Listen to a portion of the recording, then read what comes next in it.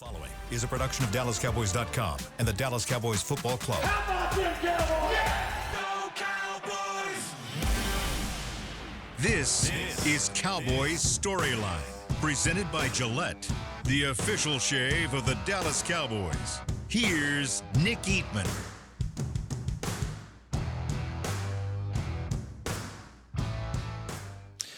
What's up? Welcome to Cowboys Storyline, presented by Gillette. It's Monday, December the 1st.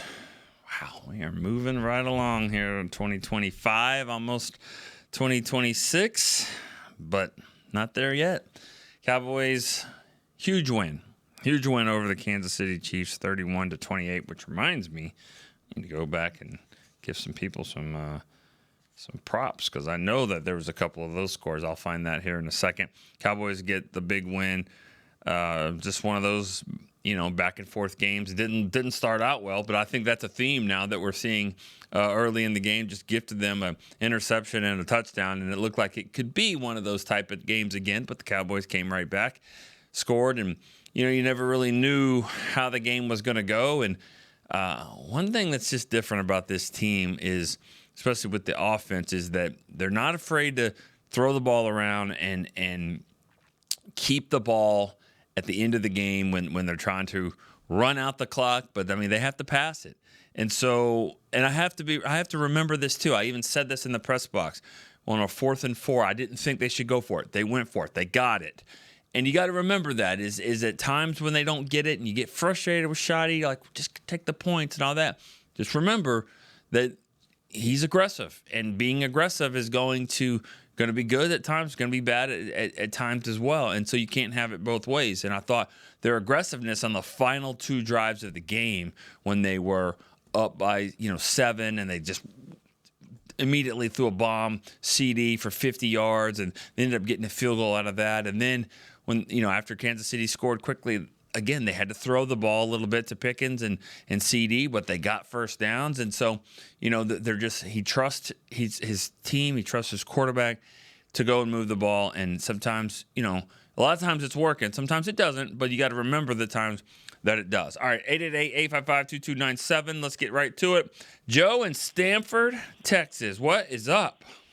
Hey, my friend, how is it going? It's good, man. I was just in Stamford a few days ago, so I figured you might have been down here for Thanksgiving. Did you have a good holiday? It was good, man. Good to hear from you. You used to call so many times. I know you had a different job. You were calling a lot, but we still appreciate your support, and you text every now and again. I'm glad you can call today. Absolutely. I listen every day. I really appreciate how this group came together after the unfortunate deal with the young man. For some reason, his name, his name just won't come to me. But I appreciate the whole group. Everything was said and how everybody handled it. I was real cool. Nick, I've been watching the Cowboys for a long time. I remember saying 83 is the first game I can remember, which I think is right around where you at.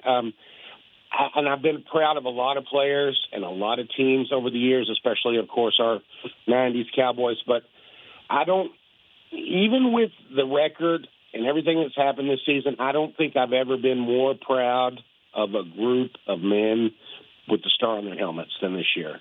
That's nice. I just love it. I just am so proud of the way they've come back. I know we put some new men out on the field, but I'm just super proud of them. I can't get over the feeling of this team compared to what it was just a month ago. It's crazy. Yeah, it is, isn't it? Yeah.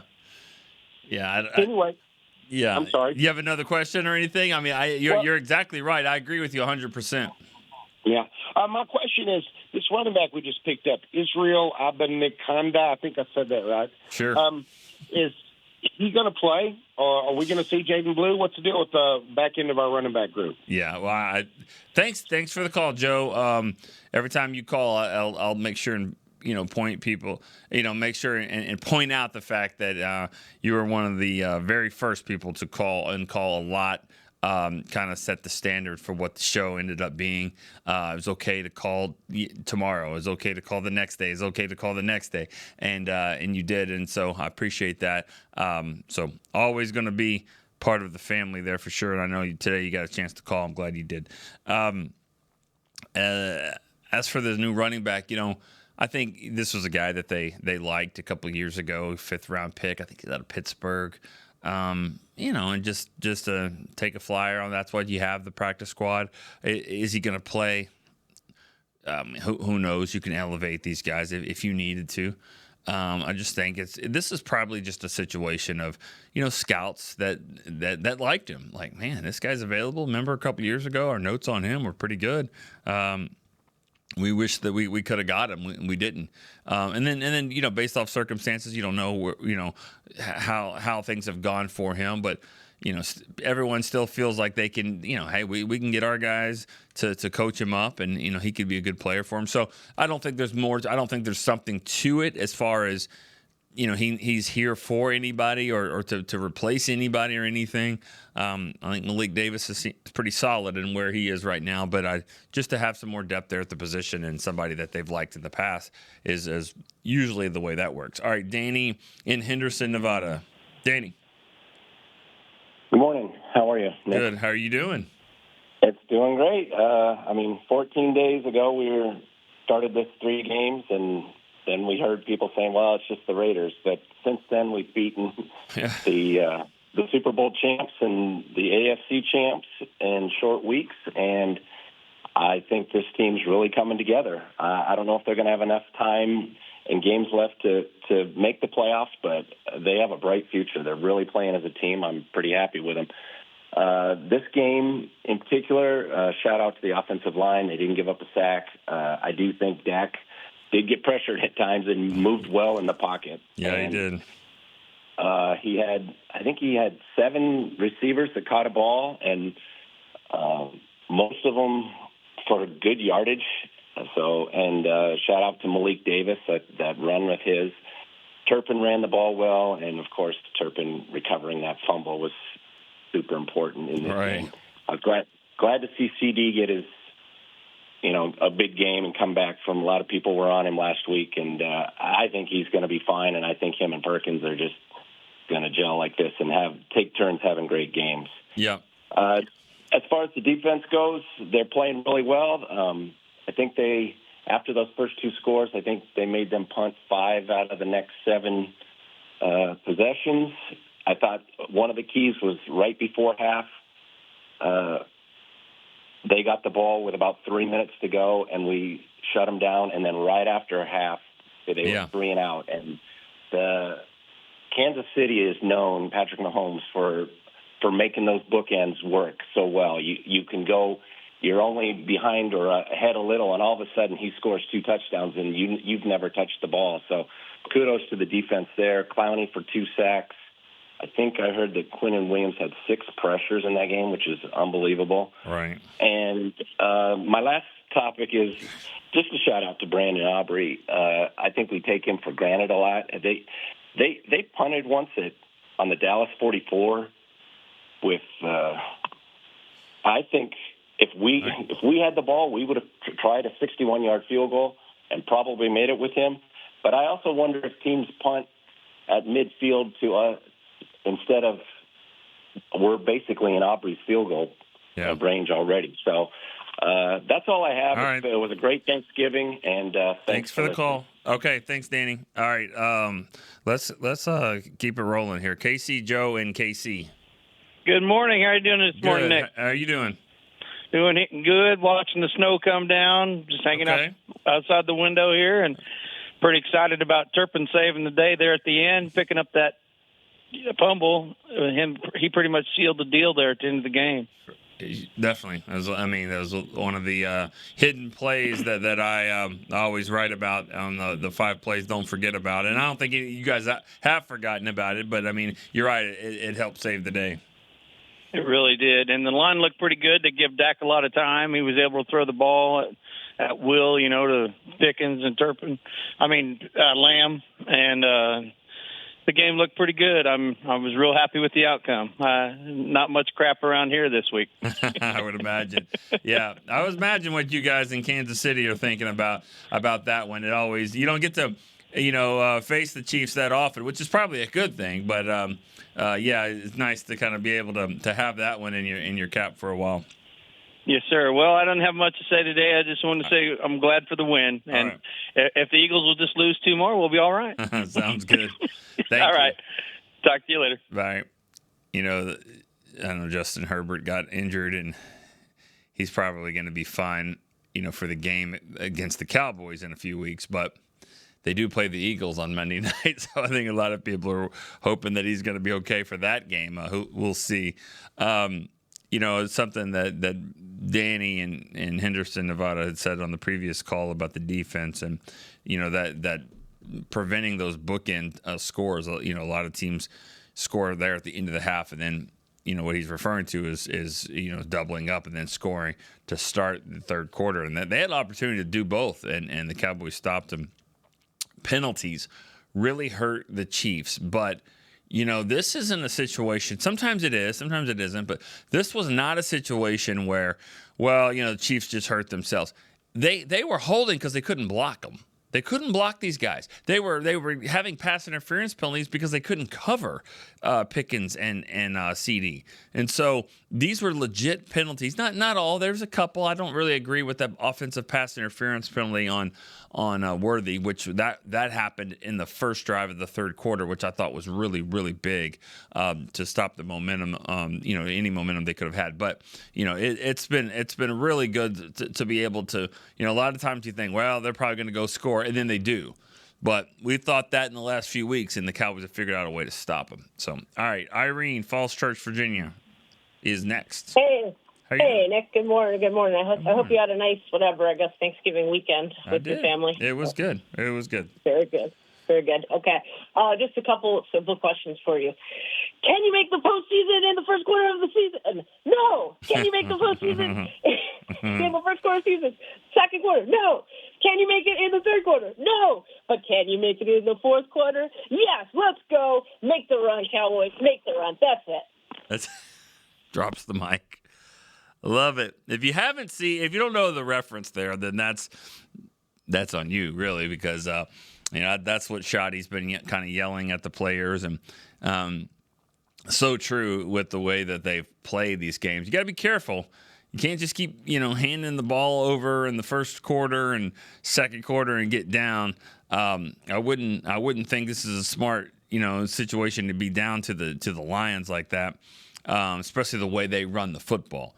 See, that's going to be the key is how they run it. But thanks for the call, Irene, and thanks for the shouting. I would call it a shout out. It was definitely in a good reference to what Shoddy shot out. Maybe that's what we call that. It's called a shout out to the head coach. Stopping the run is going to be the key, obviously, against the Lions. They've got 1,000-yard rusher already in Gibbs and another 500-yard rusher in Montgomery. I think there's only 2 teams in the league that have 2 500-yard rushers, and the Bears are the other one, and it's like 500 and 700. But nobody's got 1,500 yards with 2 guys like this, with 1,000 and a 500. So they obviously can run the ball, and they're going to need to. St. Brown doesn't look like he's going to play. Laporta's already on IR. But when you look at, I was looking at the last 3 games of stopping the run. This is against the running backs. Now, Mahomes did leak out a little bit for 30 yards, and Hurts did as well, and that's always going to kind of be the case. But when you're talking about just the running backs, you realize the last 3 games the Cowboys have not even given up a 100-yard rusher. I'm not talking about each game. I'm talking about combined. The running backs, Genty, 7 yards in the game. Barkley, he's pretty good, 22 yards. And then I'll give you 2 guys for the Chiefs. I mean, we'll just do a 2-headed monster there. Hunt and Pacheco, 60-something yards, 61 yards.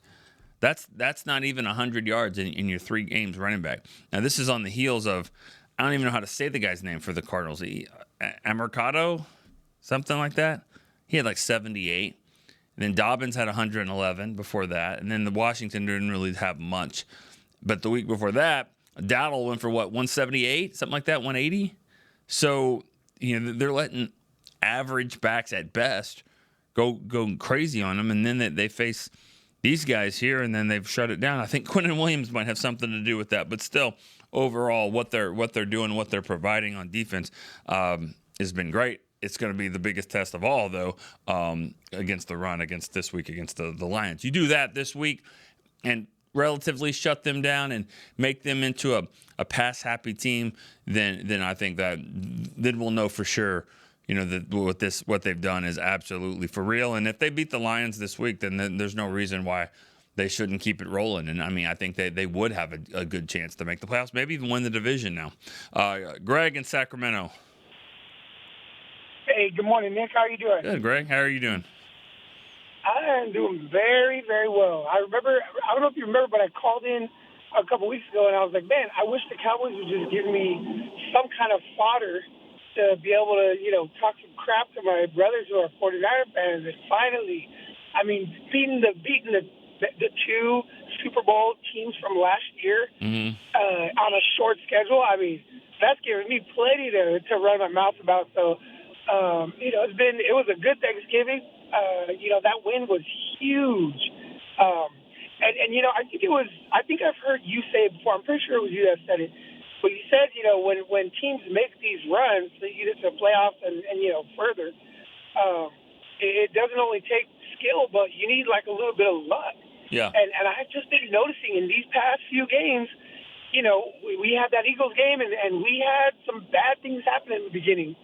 But then we got really lucky when things flipped around and balls started going our way instead of theirs. Right. And fumbles. And I know it takes skill and stuff like that, of course, too. But sometimes the ball just has to fall your way. And that happened, I noticed, in the Chiefs game, too. We had the ball fall our way a couple of times when it popped out and stuff. And, I don't want to jinx anything. But I'm just saying, it looks like Lady Luck may be on our side a little bit. And all we needed was a little bit of a defense, which is what I've been telling one of my friends who are Cowboys friends. Like, I'm telling them, we got the number one offense in the league, so all we need is a tiny bit of defense, and now we have that, maybe even more than a tiny bit. And I don't know, man. These Cowboys, they get me. They always get me excited again about the season. And if we could do something against the Lions, man, like if we can beat the Lions, Nick, I don't see what's stopping us from getting to the postseason and beyond. I really don't. Yeah. All right, Greg. That's all I got. I'm excited about the team. I'm excited about the win, and hope you had a good Thanksgiving, Nick. Thanks, Greg. Appreciate that. Yeah, the ball has bounced their way a little bit. And think about the last two games. The last drives, or pretty much late drives in the fourth quarter against the Eagles. They got the ball with, a minute or so to go, a minute and a half. Ferguson fumbled. Ball went out of bounds. He fumbled. And the Eagles get that ball, that game's over. The game's over because they're just going to run it around and then they're going to kick field goal and that game's over. The ball went out of bounds. We don't even think about that much, but it was huge. Then in this game, up 7, right? No, I'm sorry, up 7, and Pickens fumbled inside the 10, and Turpin got it, and they kicked field goal to go up, by 10, and needed every bit of that because you don't get that. Chiefs probably drive, the same and tie the game, and then who knows what happens then. So 2 times they put the ball on the ground there at the end of the game, and it hasn't hurt them, but I wouldn't think that's a good recipe to keep doing that. But yeah, like you said, you wanted them to be good, and just a few weeks ago, and now here they are. I mean, the Cowboys are like they're like that heavy duty vacuum cleaner, you know what I mean? And we're just the crumbs under the couch, and they just suck you back in. As soon as you think, this is just the way it's going to suck you back in. You thought this season was going to be like that. That's fun. That's what sports is, and I don't think that in the next month here that there's not going to be some of it going the other way. You probably didn't think they were going to win 3 straight games looking at the schedule. So now if you look at the schedule and you're like, well, we can win this game, this game, this game. Yeah, but you probably won't. They probably won't. That's not what the NFL is about. It usually doesn't work that way. Look at a team like the Bears. The the Bears have been really good here. They're on a roll where they've won. Maybe they've won 5 in a row, 8 in a row. I don't even know. I mean, they're hot. But are they any good? Like I don't know. I mean, the thing about it is the way the NFL structured is, don't be surprised if a team loses a game they're not supposed to. They lose 2 in a row maybe. And so the Cowboys they have no room for error here. And we know that. You guys know that. I mean, that's why this game against Detroit is just one of the biggest regular season games we've seen in a long, long time, because Detroit's in the same boat. You know, they have to win this game. They don't have the opportunities, I don't believe. Well, I guess it's pretty close, but you know, maybe they could go win the division, but it's going to be tough for them. You know, they need one of those wild card spots, and this is a team that in their way. I mean, this is an absolute huge game for both. So last year was what, 47-9 or something like that. I mean, it was ugly, but you know, it's a different team. Everybody's different. Cowboys lost to the Eagles by a combined score of 75-13. 2 games last year. 75-13. Eagles won the Super Bowl. Cowboys obviously did not. Come back this year, and it's 24-20 and 24-21. So this year it's 45-44 Eagles. That's what they've closed the gap from 75-13, 45-44, and split the series, which is the most important part of that. Split the series. So that, you know, Eagles have come down a little bit from what they were last year, obviously, and the Cowboys have gone up. But so don't think that you know, the Cowboys can't close the gap on what Detroit did last year. I mean, that was a different team. Micah Parsons didn't play in that game. He's not playing in this one, but the guys that they traded for are going to be playing in there. Kenny Clark, obviously, and Quentin Williams. And against a team like Detroit, that probably helps you. No offense to Micah, but I'm saying that probably helps you in this game more than having Micah in this game. I'm not saying in general, but in this game against running the ball like that. All right, let's go to break real quick on Cowboys Storyline. I'll be right back after this.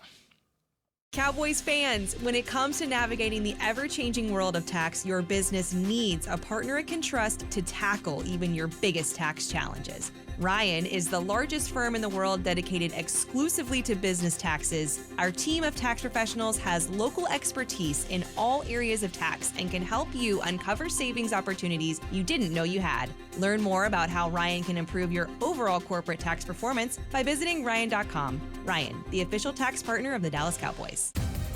Crown Royal and the Dallas Cowboys are bringing back the Royal Rig for Season 2. See it in action at AT&T Stadium on Thanksgiving Day, where the Dallas Cowboys take on the Kansas City Chiefs, and around Dallas on November 26th and November 28th. Visit crownroyal.com to see where else the Royal Rig is stopping this NFL season. That's crownroyal.com.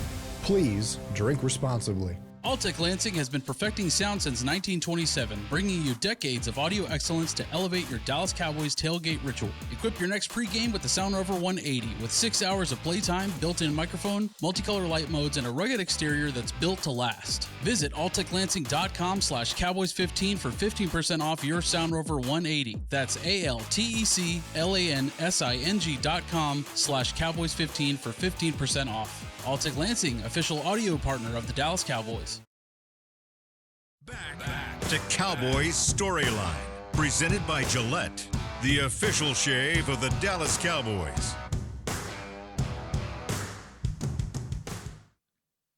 All right, welcome back to Cowboy Storyline, presented by Gillette. You know, precision isn't just for your morning shave. It's how the Cowboys compete every day. This week's Precision Player of the Week, brought to you by Gillette, is... How about Jadeveon Clowney?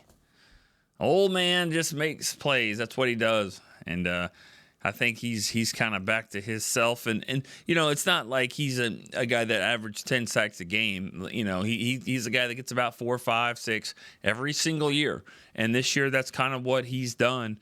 And he got 2 in this game. I thought the sack, the first one that he got against Mahomes in late second quarter, right before the half, I thought that was a big play. It was a coverage sack, so you got to give credit to the coverage, and maybe some credit to the sun. You know, the sun doesn't just hurt the Cowboys sometimes. I mean, sometimes it makes some plays for you as well. I think Mahomes kind of had to readjust his vision there. I think the sun kind of got to him a little bit. Then he couldn't really see, had to hesitate, and that's when Clowney was pursuing and made the play. So great job there by Clowney. Got another sack in the fourth quarter.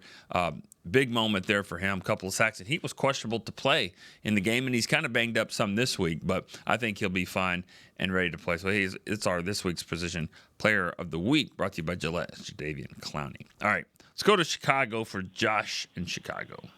Hey, Nick, how you doing? Good, man. How are you? Doing great. Hey, I just wanted a real quick shout out to Irene, and then basically what you were talking about in the first part of the show is there's a lot of football left to be played, and she's totally right. You know, the next 5 weeks, every game is important, but this one against the Lions is really important, and it's important to get right, I think, for the future, right? You brought up the fact that last season we kind of got whooped up on by the Eagles, and right now it's 45-44, but we'll see what happens in the playoffs, right? Maybe we can take that back. Make it a little bit more Cowboys-sided in the playoffs, get a third meeting. The other thing I was going to bring up is you just brought him up, man, Jadeveon Clowney. His pursuit throughout the game, I mean, he was disruptive. It's not just about the 2 sacks. It's about how much he helps out in the run game and just how disruptive he was. I thought he played great. Obviously, Malik Davis played outstanding. And then Nate Thomas played really well, too. So that's all I want to talk about. Let's go Cowboys on Thursday night. Yeah, thanks, Josh. Nate Thomas, I mean, I said this a few weeks ago, that, about Steele and who should play, and Steele, had to come out of the game, I guess, against the Cardinals. And, what I said on there is like, I'm just not sure that Guyton isn't one of, that Guyton is one of your best 2. I'm not sure that Nate Thomas isn't better than him. Now, we'll see. I mean, the coaches really like Guyton. They think that he's right there. He just needs to kind of keep it going. It's more maybe mental right now with him, not thinking as much, and just go out there and just play and react, and that's where he needs to be. And once he can do that, then his tools can kind of take over. So you can't get there if he doesn't play. He's got to play and kind of get through this. Now, it's kind of risky when you're protecting your $60 million a year quarterback and his blind side, but that's the kind of on-the-job training that needs to happen, but there's some risk that comes with it. But Nate Thomas has played well. Yes, they didn't give up a sack. Now, they gave up some pressures. I mean, Dak did a really good job getting the ball out, and he got hit a lot. He got hit more than, most quarterbacks would that didn't get sacked, but still, they were able to make some plays for sure. And what you said about Clowney is true. I mean, he's really running and chasing after the quarterbacks, but that also starts with a really good secondary. I thought they did a nice job back there, and had some coverage sacks. Now they're probably going to get Trayvon Diggs back. I think he said yesterday he'll be ready to play. He thinks he can and be, he can return from injury. Now they just opened his 21-day window. That doesn't mean he'll play. Overshone and Revels, their window was open, and they took pretty much the entire 21 days. So a little different situation of a guy that's a veteran like Diggs, and he's played this year. Diggs did say yesterday, he was like, I think I'll be ready to play, and I'm 100% better, and he feels really good. You could see it. You could see it out in the practice field. His body language was good. He was into it. He was ready to go. I think he's fired up and ready to play, and if that's the case, and he's ready and healthy, then let's see him, because I think with the way that they're rushing the passer now, the way they're playing a little bit more man, I think you can get a best version out of Trayvon Diggs, which means you could get the best version out of Deron Bland, and you get those 2 corners playing at that level. That's not bad. Davian in Illinois has been waiting. Davian, what's up, bud? What it do, my boy? What it do, man? I'm excited. How are you? Excited. I just got back from vacation, so it's up. So did the Cowboys. Yeah. The Cowboys were on a little vacation. Now they're back to work, back to business here. Right. We back to business. So I'm gonna backtrack just a second. I'm happy and thankful for my coach, because he righted the wrong from last season when I had to sit in that stadium and hear that Eagles chant all through the stadium.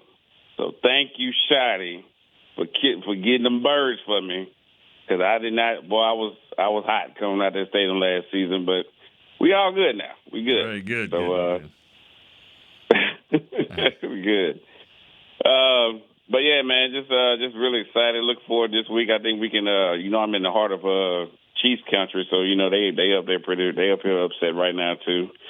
So definitely we're looking forward to getting to Detroit. And I think honestly, can dig us out this hole? Possibly. Yeah. We don't know. Well, he can. I mean, he's going to help. I mean, they're going to give him a shovel. But I mean, Quentin Williams has been doing some digging here the last few weeks too. So, I don't think Trayvon Diggs is he has to take all of it here. He's just got to, make the cornerbacks, make the secondary a little bit better. And I think you'll see that. I think it's designed for him to play the way he plays, and this is a great situation for him to come back into, and I'm glad that's happened, because if they didn't win the games and they were probably out of it, who knows if he would be back or not. And I'm not just putting that on Trayvon. I'm maybe putting that on the Cowboys, because this is a decision that's not just Trayvon's. It's the Cowboys' decision. They can save a lot of money by keeping him on IR, but obviously it's more beneficial for him to play and them to go out and play well. Yeah, I agree. I think honestly that having him back will solidify the secondary. I told we got us a dude. Yeah. So I love Q.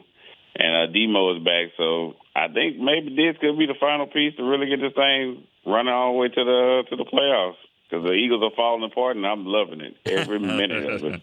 Yeah. All right. Thanks, Davion. Well, we'll see. Philadelphia's, they're the champions, and they're rightfully so. So let's see if they, get a chance to, right the ship a little bit. They've had some games where they've, haven't. They've gotten fortunate to win, and they win some close games, and now they lost a couple here.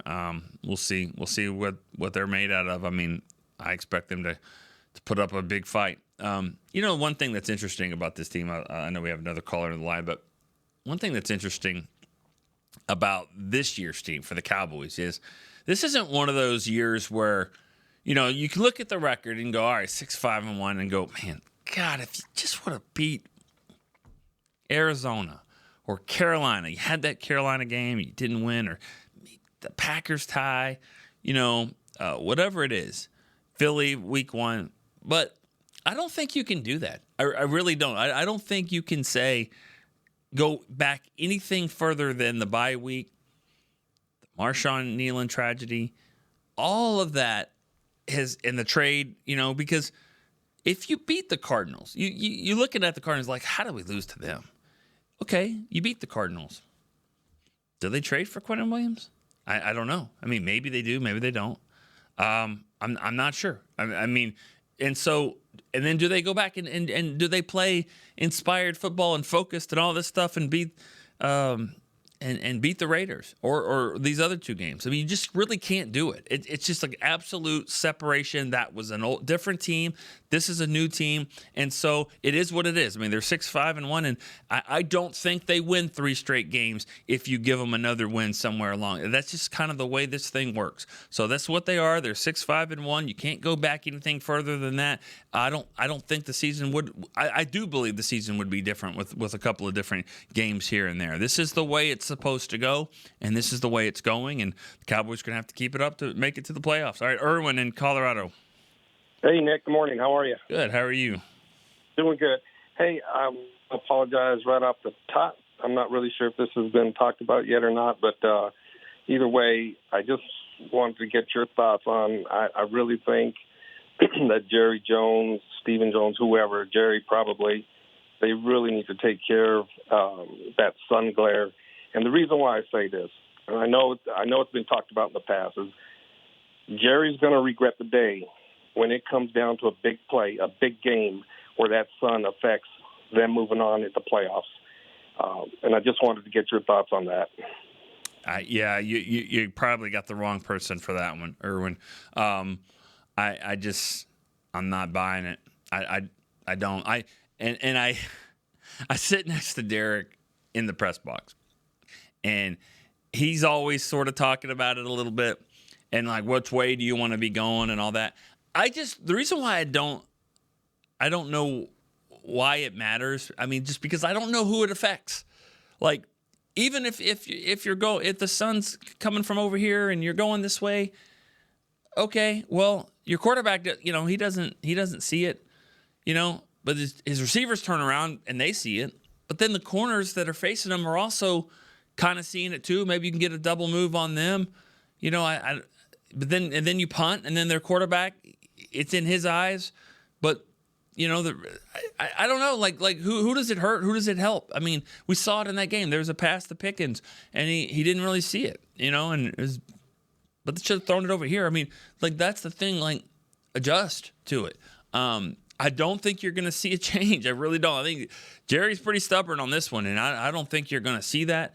If you're an older person that remembers the Cowboys and remembers Texas Stadium, you got to remember that, they built this stadium to have a feel of Texas Stadium and a look, and they created that on top of the fact that it's a state of the art and does so many other things and concerts and Super Bowl and World Cups coming up and all this kind of stuff, but it still has a Texas Stadium feel, and that's part of it. It's a beautiful place, and I just don't think that Jerry's going to make a change on that and just say, all right, I'm going to put curtains up here, just because I don't, and I don't think it'll, we're talking about one quarter of football. Really, we're talking about second quarter of a those afternoon games, and so the Cowboys play a 3:30 game. They're probably talking about the second quarter of that.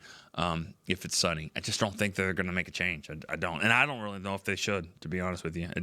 I don't know who it affects. If you don't want your receiver to not catch the ball, then throw it over here. I mean, seriously, throw it over here. I mean, doesn't seem that hard, really. All right, let's go, Sebastian in Savannah, Georgia. What's going on, Mr. Eatman? How you doing? Good. How are you? Man, you already know how I'm doing. I'm doing real good today. What? Let me tell you. I called Coach Shotty. I said, hey, Shotty, I don't want no turkey for Thanksgiving. I just want lamb. And he gave me a big old extra helping of it. My boy CD went off in that game, and it was a beautiful thing. But, Nick, we're done with Thanksgiving, right? And you know what it's starting to look like? Well, it's beginning to look a lot like Christmas. I feel like that Christmas Day game is going to decide this division. I got us losing one more going forward. I got Philly losing 3. That'll put them one game behind us or a half game behind us because of the half game. Mm-hmm. And so this is how it's going to work out. I thought we were going to lose to the Detroit Lions because, they have a lot of speed. But Amon-Ra went down. They're marred by injuries right now going into this game on a short week. I think we get them. I think we lose to the Chargers going forward. And I think that's the only game we lose for the rest of the season. And we steal the division from the Philadelphia Eagles. And the reason I say it's beginning to look a lot like Christmas is because we're seeing that collapse. Yeah. We're seeing the Eagles collapse before our face. And it's because they're forcing the ball to Brown. They have no balance to their offense right now. They have 0 run game and no balance. We're starting to get balance, but I would love to see a little bit more run game. But, of course, as always, send us some love and positivity to the Cowboys Nation if you need it. You have a great day, and I'll hang up and listen. All right. Yeah, I don't really want to get too far into what other teams are dealing with, but I mean, from afar, it looks like they were winning games, and A.J. Brown really wasn't doing much, and he didn't like it, obviously, and he was very vocal about it and cryptic in some of the things that he said, and then and calling at a show over there, and then they've lost some games, and he's had some couple of really nice games. I wonder how he's feeling, emotionally. They've lost 2 in a row, and yet he's had really good games. So that happens. People, they do force the ball to receivers. I've seen Dak force it to Dez, and it hurt the team. So, anyways, we'll see. The Cowboys have just kind of. I'm gonna always take the Bill Parcells lines when I get a chance, and he says, I'm trying to keep my own house from burning down. That's what he would always say when they'd ask about some other team or whatever. And that's kind of what the Cowboys need to do, is make sure that they take care of business against Detroit. All right, let's go to break one more time on Cowboys Storyline and be right back after this. All right, Cowboys fans, this one's for you. Gillette's Best Shave has a new look this season, and they've got one that sticked out in Cowboys colors just for us. We're going to want to run, not walk to this one, y'all. The new Gillette Labs official Dallas Cowboys licensed razor isn't just Gillette's best shave. With 50% longer lasting blades than Fusion, it's the best a Cowboys fan can get. Get it while you can at Gillette.com/NFL. Gillette's Best Shave is also available as heated. Discover Aiden, the official luggage partner of the Dallas Cowboys and Dallas Cowboys cheerleaders. Known for top-tier engineering and craftsmanship, Aiden offers more than just bags. Originating from Australia and designed in New York, it merges fashion, design, and culture. Used by Dallas Cowboys players, staff, and the entire organization, Aiden provides style and functionality for all travelers. Visit AidenTheBrand.com and use code AidenXCowboys for 25% off your purchase. Travel like your favorite stars with Aiden. Back to Cowboys Storyline, presented by Gillette, the official shave of the Dallas Cowboys. All right, this segment is presented by Yeti, officially licensed Yeti Cowboys gear is now available at Stadium Pro Shops concession and on Yeti.com. All right, let's go to Robbie in Cocoa Beach, Florida. Robbie, what's up? Man, I'm drinking out of my Cowboy Storyliners Yeti right now. Nice. As a matter of fact. Keeps that water nice and cold, man. Nice. Hey, so I was thinking, the rumors around Trayvon, and listen, I'm a homer. You know I love the team. I'm always rooting for my boys. I'm always hoping the best. The glass is always 3/4 full. But I think Trayvon the rumor is he got beat up, right? Now? That's what we've heard. I don't know if that's what you heard, but not necessarily. It's not what I've heard. Or beat up by what? A person? By somebody. No, that's not what I've heard. Like no. A friend? Oh. Mm-mm. And that's how he got the concussion. Mm-hmm. And I was wondering if that was the case, and, he makes him stop being a little B-word and start playing football again and be a man and take care of that kid. I don't think that's actually true, but I think the actual truth is worse. So, hey, at-home incident is what he says. That's what he was quoted at yesterday. I was there and interviewed him, and he said it 4 times. It was an at-home incident. So, you know what? That's the. Oh, you know what? I'll leave it alone there. Then I'll say this: that I hope the best for the kid. I hope he comes back and plays football and gets his priorities right. Yeah, me too. And makes some money for himself, because I think he's a great player and a lot of talent. Yeah, me too. I mean, I think he's a really. And a shout out to you and Thanksgiving for everybody and all the Storyliners. And Sebastian, you're an awesome dude, man. You're always making me laugh. See y'all. Thanks, Robbie. I mean, Trayvon. Going back to Trayvon. I mean, I don't. I said this on the radio this morning. I think Trayvon is very misunderstood. And I'll be the first to say I don't understand him. Okay, so I'm right there in line on the misunderstood. I don't get this. I don't get him. He's a little quirky, different, but he can play football, and he can. I mean, he can do what he's supposed to do at his position, which is cover wide receivers. It's what he's done. I said it 1,000 times. He grew up chasing an All-Pro receiver in Stephon. As a little brother, that's what he had to do. He was trying to keep up with him. And he's pretty good at it, And so he's good at covering receivers. I think the way that the defense is kind of shifting a little bit more towards man to man, not 100% or anything like that, but they play it a little bit more because they can. Because of the pass rush that they're getting. And I think this will fit his skills. And whatever happened with him, whatever he's dealing with and going through and all that kind of stuff in his life, if he can get his priorities straight, like you said, and play football, I think it's better for this team, obviously. JR in Avondale, Arizona. JR? Good morning, Nick. How are you doing? Good. How are you? I'm doing great. It was a great Thanksgiving. Hey, I want to give a shout-out to Matt Eberflus because I was ready to run him out of town and calling for his head on the chopping block. And he's gotten these pieces now, and just watching how this defense is changing every week. It's getting a little bit better here, getting a little better there. I think he's got all these toys he's tinkering with now. And, Diggs is my guy. I love the guy. I love to watch him play.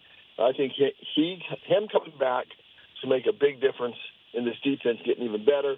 And I believe after this game, and people will call me crazy, I think the NFL is going to say, whoa, because I think the Cowboys defense is going to show up in this game in Detroit and shut the Lions down. And that's all I got. And have a great day, and go Cowboys. All right. Appreciate the call there, JR. Last 3 games, Cowboys are averaging, their defense is averaging 22 points allowed a game, 17, 21, and 28. And actually 16. little bit under 22 points a game because I forgot the Raiders scored 16. So, 22 points a game, that's not great, but that's kind of what we talked about with this offense. I mean, we've been saying it for a while. They don't have to be great because their offense is great. Their offense is phenomenal, one of the best in the NFL, if not the best. So they don't have to be great, and they're not going to be. I mean, it's really hard to score that many points a game and then not give up that many. I mean, you just don't usually see that. You don't usually see a team that's in the top 5 in offense, top 5 in defense. If so, they're going to win the Super Bowl probably because that's just a really, really good football team and balanced and all that. That usually doesn't happen that way. But you don't have to be. That's the thing. The Cowboys have scored enough. Their defense has made just enough stops for the offense to kind of do what they do. All right, let's go one more caller here. Michael in Bowling Green, Kentucky. Got to get Michael in. Michael, what's up? Hey, I just got a quick question and a score, and I'll just take the question off the air.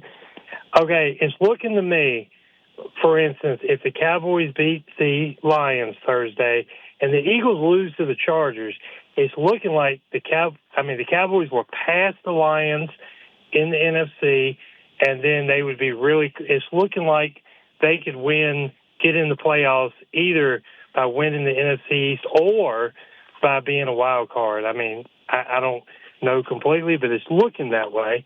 That's my question. What do you think? Yeah. And my score prediction, I'm going to go Dallas 35.